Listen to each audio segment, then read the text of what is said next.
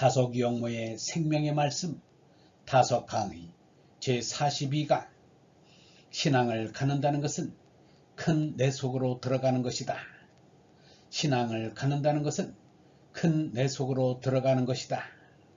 다섯 번째 시간으로 마음이 씻으니 라는 제목으로 말씀드리겠습니다.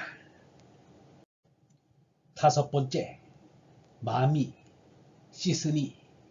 이번에는 마음이 씻으니를 보겠습니다. 쌍시옷은 깨끗할 시옷입니다. 생기가 있다는 뜻이 담겨 있습니다. 씻이라는 글자에는 시옷이 셋이나 붙었는데 씻고 씻어서 생기 있게 된다는 뜻입니다. 마음이 씻으니는 마음을 맑게 씻으니라는 말과 같습니다. 이 사람이 늘 말합니다만 마지막 먼지 하나까지 없도록 닦아내야 마음이 새로워짐을 느끼게 됩니다. 이는 마음이 깨끗해질 것을 요구하기 때문입니다. 쥐가 자라나는 이빨 때문에 자꾸 딱딱한 것을 쏠듯이 사람은 자꾸 먼지를 떼어내야 합니다. 씻어야 합니다. 먼지를 털어내야 새롭게 살 수 있는 것입니다. 물에 닿고 신은 신발은 돌만 딛고 걷고 지고. 요새는 비가 온지라 이 사람 사는 곳 아래에는 더욱 깨끗한 물이 흐릅니다.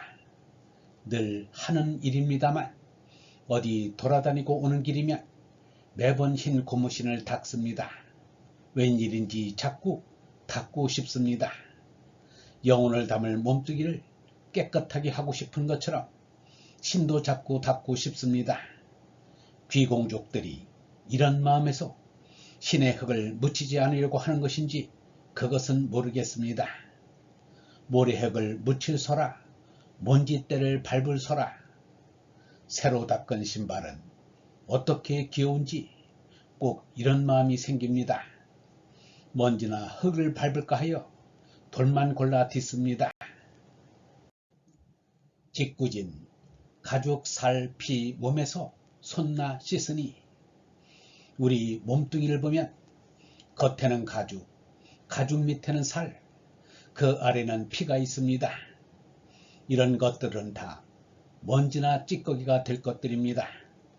죽을 때까지 굳은 먼지를 털고 사는 것 같이 마음이 짓궂을 때 신발을 닦듯이 마음을 한번 깨끗이 하면 어떤 느낌이 들겠습니까? 아마 이런 마음이 날 것입니다. 그런데 이 가죽과 살과 피 때문에 방해가 많습니다. 겨울에서 잠깐이면 집에 들어갈 것을 그래도 흙이 묻을까 겁이 나듯이 한번 닦은 마음을 영원히 그대로 갖고 가고 싶은 마음이 날 것입니다. 그러니 손나 씻어 보고 싶은 마음이 안 나겠습니까? 그래서 제목도 씻으니입니다. 날마다 이렇게 사는 사람은 올라가는 길에 거의 넘어지지 않을 것입니다. 여기에 덧붙여 가죽, 살, 피를 가진 사람은 국물, 먹이, 땀과 관계가 많습니다. 땀도 알맞게 처리할 줄 알아야 합니다.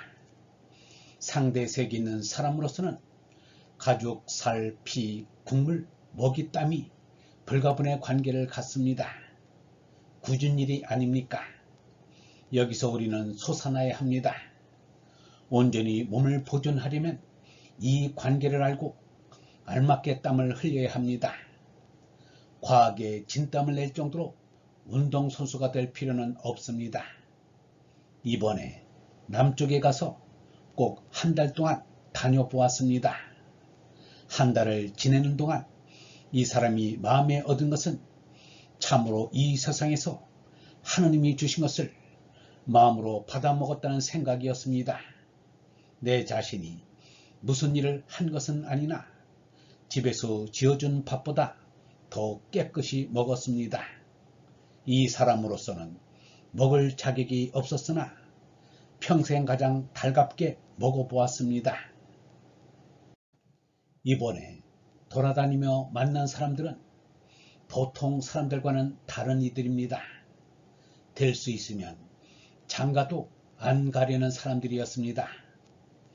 먹기 위해 일하며 기도하고 살자는 사람들인 것입니다. 전라남도에 가면 이런 동네가 많습니다.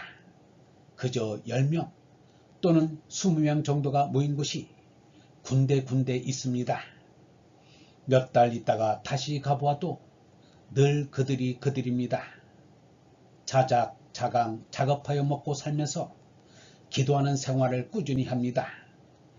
대여섯 군데의 이들 마을은 수백 리 또는 수십 리씩 서로 떨어져 있지만 서로 찾아보는 것은 마치 친척을 찾아다니는 것이나 다름없었습니다. 현재의 우리나라를 보면 도저히 살 희망이 없다가도 이들과 같이 있으면 살려는 희망이 절로 생깁니다. 이 사람들의 생활이라야 도와줄 수 있으면 있는 대로 도와주고 싶은 형편입니다. 그런데도 그 사람들이 이 사람을 무척이나 대접하려고 애쓰는 것을 보았습니다. 보리쌀, 감자, 고구마 이런 것들을 사발에 수북히 담아 대접해 주었습니다. 이 사람이 감자를 좋아하는 것을 알고 될 수 있는 대로 많이 주었습니다. 바다가 있는 데서는 물고기도 먹는 모양이었습니다. 전에는 배, 대추, 호두, 잣, 복숭아 같은 것들이 모두 풍부했는데 언제부터인지는 몰라도 이런 것들이 점점 없어지는 것 같았습니다. 지방에서도 보기가 흔치 않습니다. 애호박나물은 전에는 간사한 서울 사람들만 먹었습니다. 지방에서는 호박이나 오이는 늙혀 먹는 것으로 알았던 것입니다. 그런데 지금은 바뀌어 애호박나물이 지방에도 흔합니다. 가지나물과 산나물은 어디 가나 흔히 있었습니다. 식혜도 내놓았습니다. 서울 사람은 빛을 좋아하니까 하얀 찹쌀로 식혜를 만드는데 거기서는 보리쌀로 하는지 찌꺼기가 있고 색깔도 거무스레했습니다. 보기에는 나쁘지만 먹어보니 구수한 맛과 단맛이 아주 훌륭했습니다. 이들의 생활을 보니 우리가 속히 자급자족 해야겠다는 이 마당에 참고할 일이 많았습니다. 단 한 가지 모기와 벼룩이 많은 게 불편했습니다.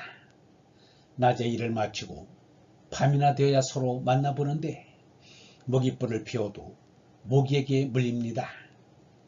잎쌀밥만 먹는 일을 대접해야겠는데 자기들처럼 먹을 수 있을지 모르니 쌀밥을 다시 해야겠다는 소리도 들었습니다. 누구인지는 알 까닭이 없지만 그런 이가 오는 것은 참 딱한 일이라 아니할 수 없습니다. 우리 생활은 너무나 눈이 높아서는 안 됩니다. 입이 높아서는 안 됩니다. 체면과 거만에 우리가 살 수 있습니까? 아무리 양반 나라라 해도 겸손할 줄 알아야 합니다. 간이 생활운동을 하여야 합니다. 영성신학원 다석아카데미의 하늘소리였습니다.